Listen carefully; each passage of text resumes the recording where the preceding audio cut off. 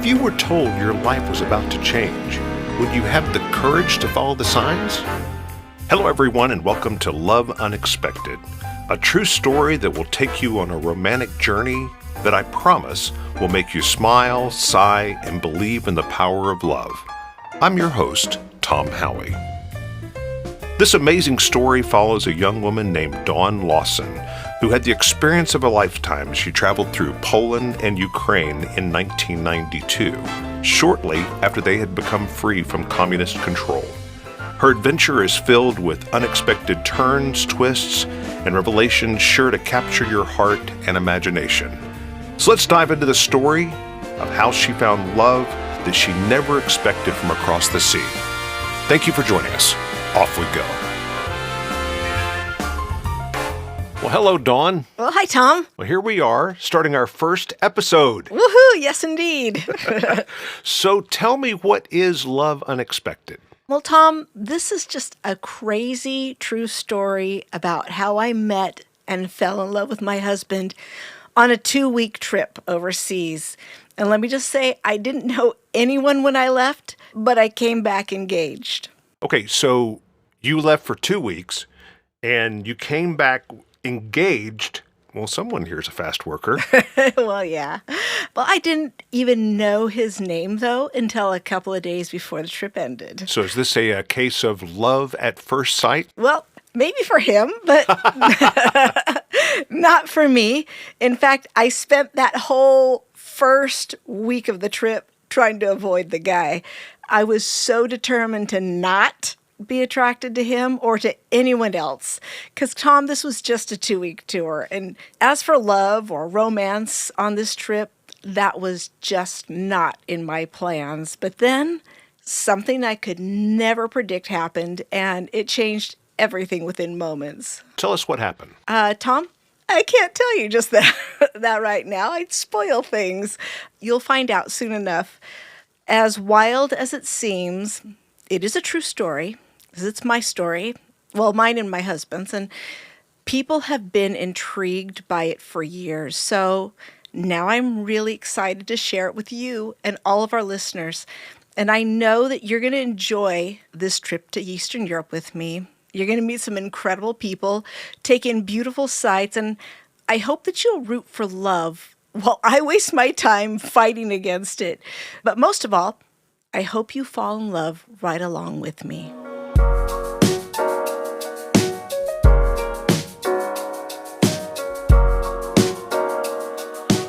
So you said you met your husband while you were on a trip of Eastern Europe in 1992.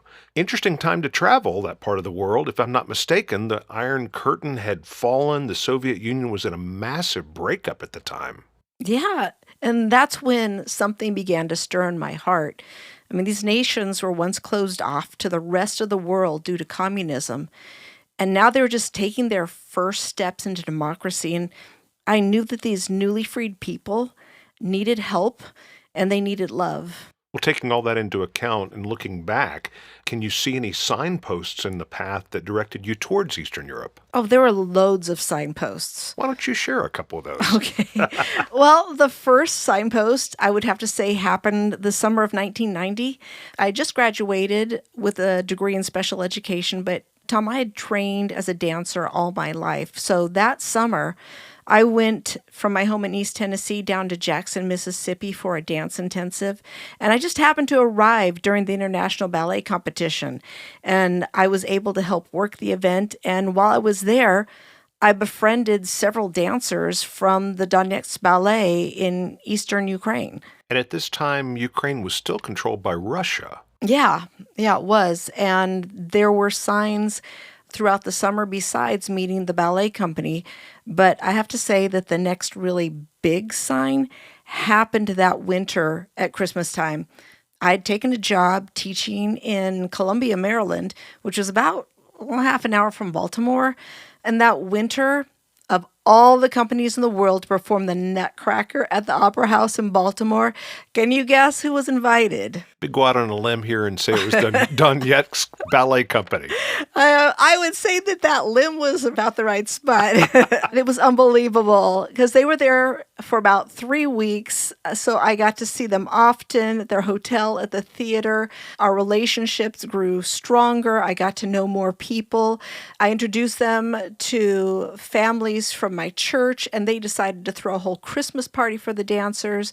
So on Christmas Day, we gathered at a couple's house, and families brought their entire Christmas dinners. People picked up the dancers at the hotel, and relationships just became a beautiful thing between the dancers and my friends and me. And honestly, Tom, with my draw to this group of people, I really thought that maybe my husband would be a dancer from Russia or Ukraine. But was he? A dancer? No. But he is a creative guy. Anyway, Tom, this is when things really start to get crazy in the story. During summer break that next year, 1991, I was home in Tennessee, and just before I went back to Maryland to teach that fall, I asked a woman named Sue, who was in my church, to pray for me to find a husband. So was there a reason you were asking her? Well, yeah, there was. She just really liked to pray for single people, and I was 28 with no prospects. She had just been praying for my friend James, who lived in Tennessee, and that spring, during spring break, I'd brought my friend Lisa, who was a friend and fellow teacher in Maryland, down to Tennessee, and they had met, and then she came back that summer, and by the end of summer, he had asked her to marry him, and Lisa agreed, and Sue said, well, yay, I don't have to pray for James anymore. So I told her, well, you can add me to the list, you can pray for me, and so Sue agreed. I have another signpost to go. Please do tell. Okay. Well, later that fall, once I got back up to Maryland, the Donetsk Ballet came back to the United States and performed for an extended period of time in Philadelphia. And I got to see them often. So being in relationship with them after a year now really made me want to go to Eastern Europe. Well, if I remember correctly, December 1991 is when Ukraine finally gained their independence from Russia. So 2 questions. How did these dancers feel about their country being reestablished as an independent nation? And 2, did the government upheaval change your desire to want to visit that country? Okay, well, for number one, the dancers in the ballet company were really happy about the split from Russia because they were very much Ukrainian, but now there was a problem. They had come to the U.S. with Soviet Russian passports, but when Ukraine became independent, the dancers found themselves in the U.S. without valid passports. So they were stuck and worried about what to do. And as for an answer to question 2, honestly, this change in the government made me want to go more because talking to my friends, I knew that they were going through a hard time. Their families were going through a hard time there. So I wanted to go and help them and love on them. And all of this just fueled my fire to want to be in Ukraine. Tom? I just need to take you back to Sue for a minute in Tennessee. Okay. Okay. So during the winter break, so this is after the breakup of Ukraine and Russia, I went back to Tennessee for Christmas.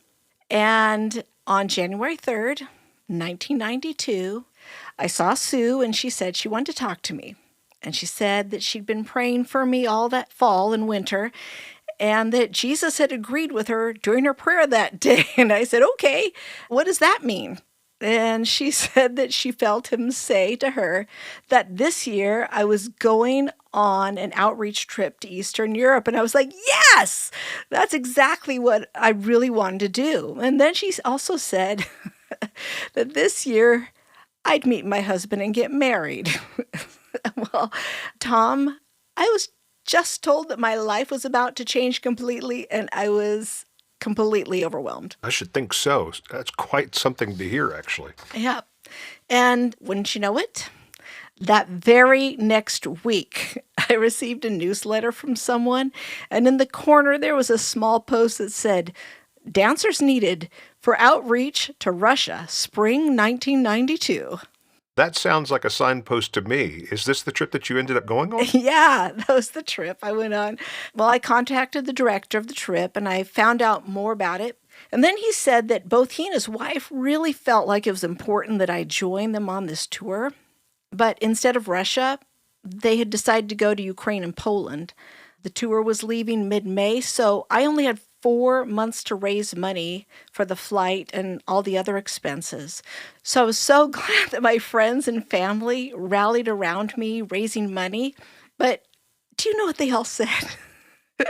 "While you're out there, Don, find Mr. Right." Well, you did have a prophecy about meeting your husband. Actually, I have to ask you, did you tell these people that prophecy? No, I didn't. So they were just saying this on their own volition. And I hadn't told anyone about anything that Sue had said. I just kind of held on to it. And about a month before the trip, I received a booklet that contained photos and bios of all the artists that were going on the tour. So I thought, surely, if I'm going to meet my husband on the trip, then most likely I'd connect with one of the guys in the booklet. It seems logical. Yeah, it does seem logical, but I didn't connect with anyone. I just knew that none of these guys were my other half. So in today's vernacular, you would not have swiped right. Nope. Definitely not. But just the fact that I was going to Ukraine with this outreach team of dancers and singers and musicians, Tom, that was more than enough to fill my heart. I mean, that was my big desire and my dream. I was finally going to the country of my friends. And so while I prepared to go, another thing happened. We moved 3 of the dancers from the company that was stranded in Philadelphia. We moved them to Tennessee, where they lived with my parents, and my dad began helping them get new passports and audition for American ballet companies. Okay, so it sounds like you have quite a few signposts over 2 years pointing you to the trip that you're going on in Ukraine and Poland. And even more looming is that you have a prophecy about meeting your husband. Yeah. Yeah. That wasn't my focus at all. Anyway, on May 16th, it was finally time for me to take that trip. I boarded the plane in Baltimore. I did change planes in New York, and then I flew 8 hours to Warsaw, Poland. And Tom, this was my first flight outside of the United States. And like I said, you need to remember, I knew no one in the tour company, and I had no daily itinerary to let me know what to expect, and I had no idea what lay ahead of me. I'll tell you one thing I never expected was that the U.S. government would start calling me when I got back to the States. Okay, the government called you, it sounds like several times, and what was that all about? Well, you're just going to have to wait and find out. Fair enough.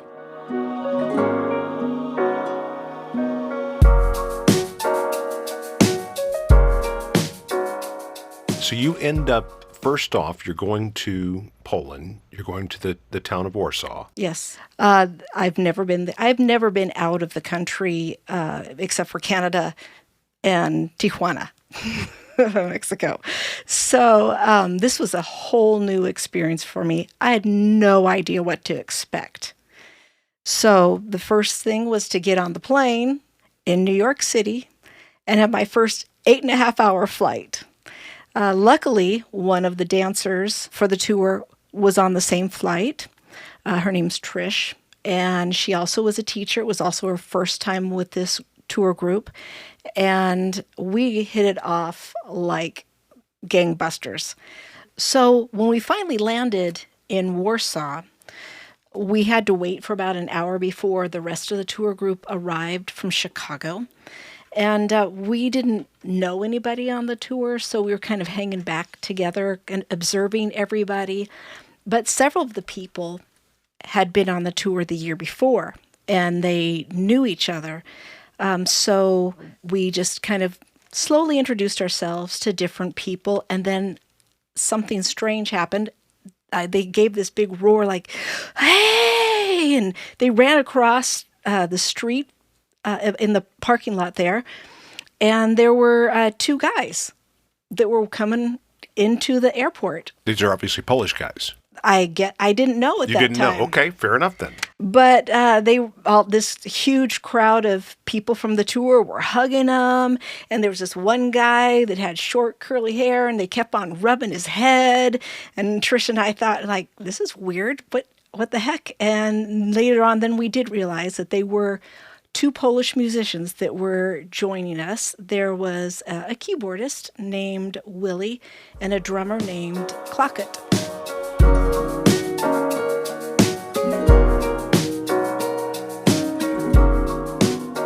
So now it's time for our group to load up our tour bus with our luggage and head off for our journey. The back of the bus was loaded with our suitcases, and we all climbed on. We rode to a local church there in the city because there were some people who had arrived earlier, and that's where they were waiting for us, and we picked them up there. So everyone got off, went into the church, and Trish and I, of course, are huddled together, leaning up against this wall, and along comes Willie and Klockett, and they came up to us smiling, and Willie said, "Are you two dancers?" And I said, yes, we are. And Trish and I thought, good, someone speaks English. And we joined Willie and Klockett and a few other people, and we started to walk around the block looking for a quick snack because it had been a long flight. And I was not prepared for the cool temperature. I didn't realize that in May it would be cold in Poland. But wait, it's May. Yes. And you've come from Baltimore. We're preparing for summer. Listeners, this is what we call a rookie mistake. So I had not packed warm enough. And of course, it was just off the flight. So I thought, how am I going to stay warm? And my little black leggings, my pink long sleeve t-shirt, and my little cardigan sweater was not helping me with this wind. So I decided to walk bent over behind Willie, and so that he could block my wind. And everyone was just like laughing while I shivered. And I thought, does not this make sense? Let's just follow behind him.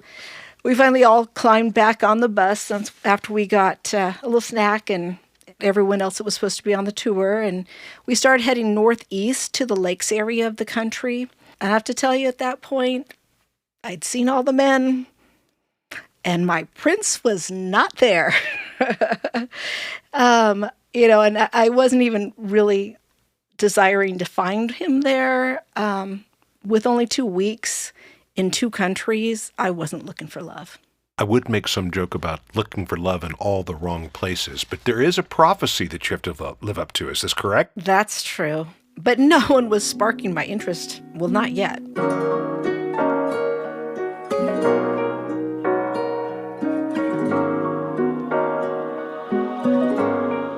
Okay, now you're in Poland. The entire group is together after you picked up the others at the church. You're heading up to the northeast part of the country. Pick the story up from there. All right. Well, the bus ride lasted for about 4 hours. So you can imagine we've had an 8-hour flight. We then were at the airport, then we were at the church, and now we're on a 4-hour bus ride. And I'll tell you, I was excited. I was exhausted. I was just overwhelmed by all that was going on around me. And you had the delightful occurrence of some motion sickness, too. I sure did. I do not ride buses well. But I was glad to look out and see at the countryside. If I could describe how gorgeous it was filled with trees and flowers and the most charming little towns.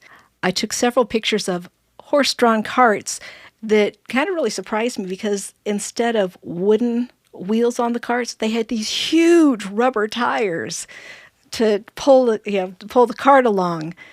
And just kind of shocked to see the mixture of kind of old world and modern times clash in all of these places. These weren't the Polish Amish you're talking about. No.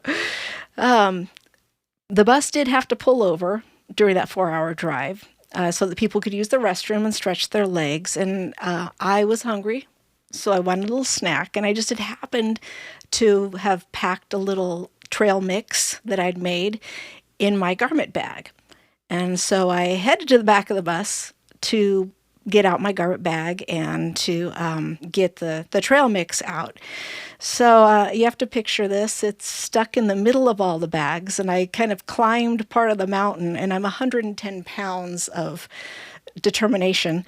And I grab a hold of the handle, and I start trying to pull it out, and nothing is moving, and I'm pulling, and I hear this voice say, "Can I help you?" And I looked over my shoulder, and there's Willie standing there. And I thought, nope, I've got it. Thanks very much. And I kept on pulling the bag. And then I finally realized I'm not getting this thing out. So I said, sure, that'd be great if you could help me with this. And he pulled my bag out. I got my trail mix, and I said, thanks, and skipped to the front of the bus and sat down. And a few minutes later, he came by, and that's when I offered him some trail mix. I didn't offer it to him when he helped me with it. It was later on, and I said, "Oh, would you like some?" And he said, "Why not?" And he smiled. I think this is a lot better way to thank someone, offering them trail mix, than no thanks, because I'm hearing a theme here. You are determined that none of the men you've met on this thing are going to fulfill the prophecy that you had a few months earlier. I guess so. But Tom, something did go off inside of me when he smiled at me. It wasn't an attraction on my part. It was more like an alarm that warned me that this guy was attracted to me and that he might try to pursue me during the tour. I hope that I had read him wrong, because I didn't want to deal with that. But isn't he the keyboardist? Yes. But listen, chicks dig the musicians. This one did not.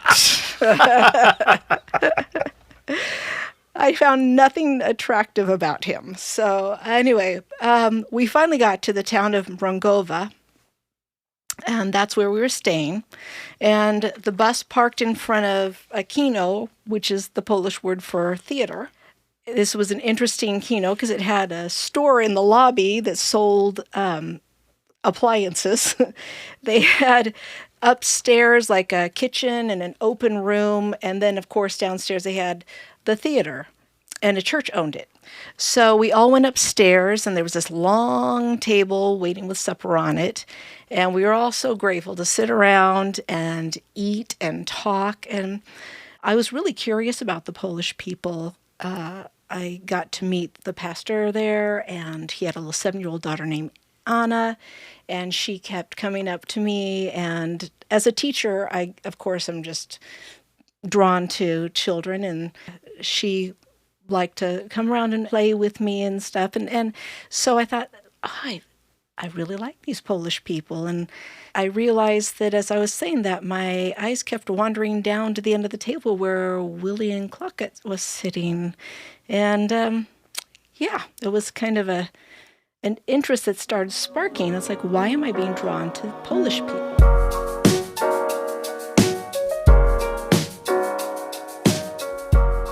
So you're still at the Kino, you're having dinner, which is owned by the church, correct? So you're basically at the church. And I've been on plenty of missions trips where I've had to sleep on the pews of the church. Where are you going? Do y'all stay there, or what happens from there? We were taken to sort of like a campsite that had A-frame cabins with just the bare amenities. The night's freezing. The cabin is only heated by one fireplace. And so we're all kind of sent off to our different cabins. And there were 4 girls that were in my cabin. It was Trish, and then another girl named Cindy and Teresa, who were dancers, and me. And so we're all dragging our suitcases to our cabin, and mine kept on falling over and tipping, and suddenly Willie hurried up to help me get my luggage into the cabin. And again, I'm shaking my head thinking, oh no, I'm going to have to hurt him. How do I keep him from being attracted to me. You know, that's never been my problem at all. So we get into the cabin. We try to get the fireplace lit, and it's just freezing. And Trish and Cindy and I take the cots upstairs in the loft while Teresa says, oh, I'll just take the couch. And we're trying to figure out how we're going to stay warm. And suddenly we hear a knock on the door. So I went and I opened it, and there's Willie holding several blankets in his hands. And he said, here, this is so you ladies can stay warm. And I said, thank you. And I reached my hands under to take the pile of blankets. And as my hands swept over his hands, the only way I can put it is like an electric bolt shot through my body. And I thought, what was that? What caused that? Why did I feel a big jolt just go through me?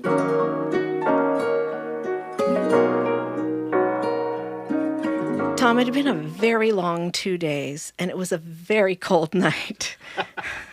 I really struggled that night just to sleep. You know, when you're extremely excited and you're extremely exhausted, and something has just happened that you couldn't define, but it's swirling around inside.